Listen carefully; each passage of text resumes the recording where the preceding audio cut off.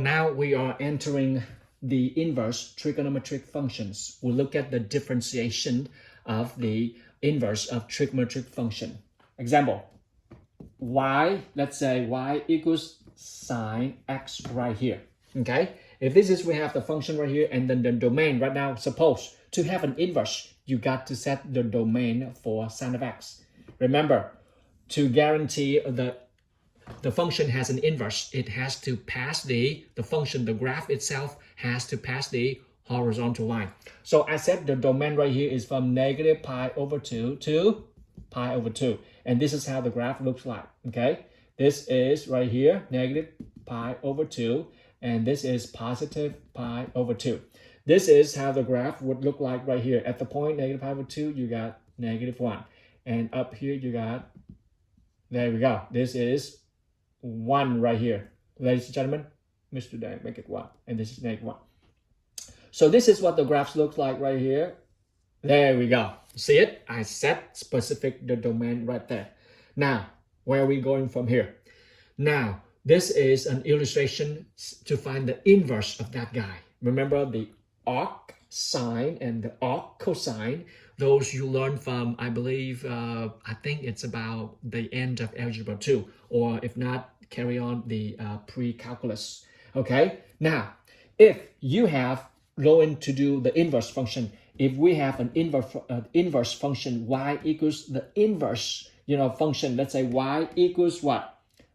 Arc sine x. Yeah, arc sine x. Okay, what would that look like? Now we're looking at the definitions of inverse trigonometric functions, and domain plays a big deal. So look with me on page 377. I'm just simply stating the properties and the inverse functions here for you, and the definitions.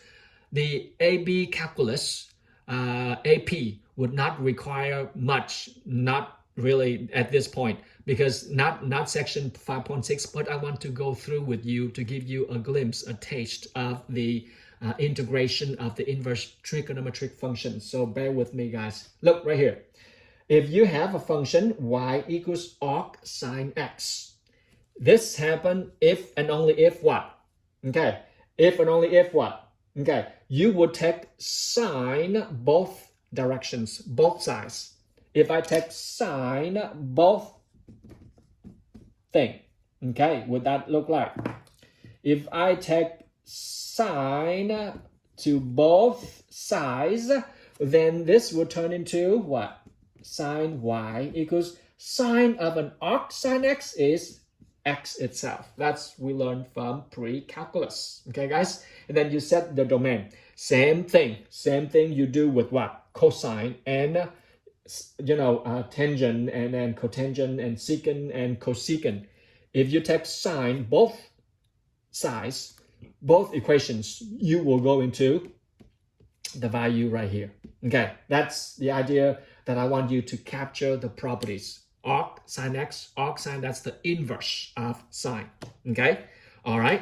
Now I am going to just simply touch the formula for you, because the AP calculus doesn't require for you right now at this point to do, they would not put these problems on your AP. So I just want to go through this for you to capture the beauty before we say goodbye to chapter 5. Okay, here we go. Let me look at an example for you. Okay, because I want you to see the very special right triangles in term of inverse trigonometric functions. Okay, here we go. I am now looking at on page 375. I want you to capture this because it's important to me and to you. So just for you to capture this, example 2, you are now having arc tangent, the inverse of tangent, 2x minus what? 3 equals pi over 4. The inverse of tangent 2x minus 3 equals pi over 4. Question, what is the value for x to get that value right there? Okay, now guess what? We apply the formula. Mr. Dan, what formula? Look with me on page 375. The properties of inverse trigonometric functions. What does that look like?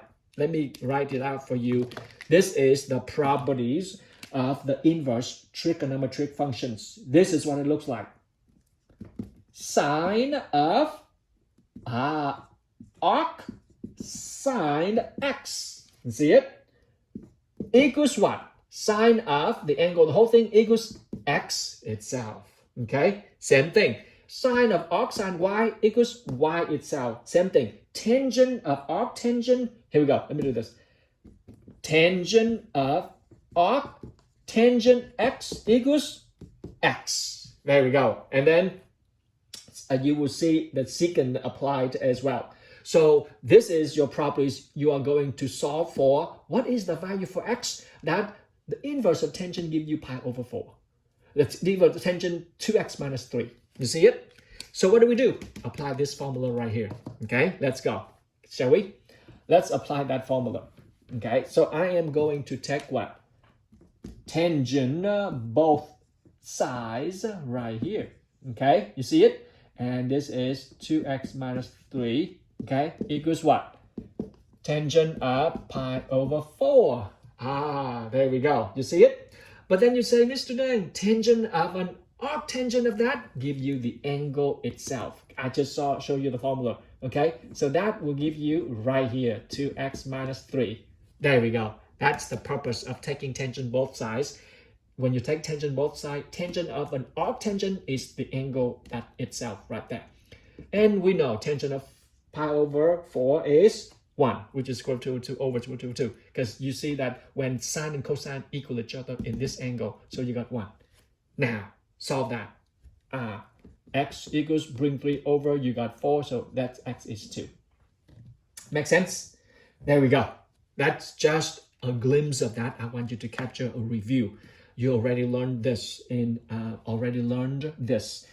pre-calculus. What I want to go over is example 3 with using right triangles, a very powerful concept where you see the conversion of the arc, tangent or sine or cosine, the inverse of trigonometric functions turn into the value of the size of a right triangle. Okay, here we go. Using right triangles and solve for this, given that y equals arc sine x, okay, where y is between 0 and pi over 2, which is the upper of the circle. Okay, your job right now is find Nemo. Okay, find cosine y. Okay, Mr. Dan, how do we do this, Mr. Dan? Well, you know that. What do we know about SOHCAHTOA? Yeah, SOHCAHTOA. Oh, I need a right triangle. Where does the right triangle come from? Come from right here. What did you mean? Oh, I see. Y equals arc sine of x. If I take sine both sides of the equation, see what that would get me. Here we go. From right here, okay, Mr. Dan going to take sine, S-I-N, not sin, take sine both sides. Sine of y and sine of what? Yep. Arc of sine x. There we go. You see it? The y, bring it down here, okay? The y is right here, just to give you hope. There we go. And what is sine of arc sine x? X itself. X itself, ladies and gentlemen. So sine y equals that, okay? Y is the angle, okay? Sine of an angle equals x. What does that right triangle looks like?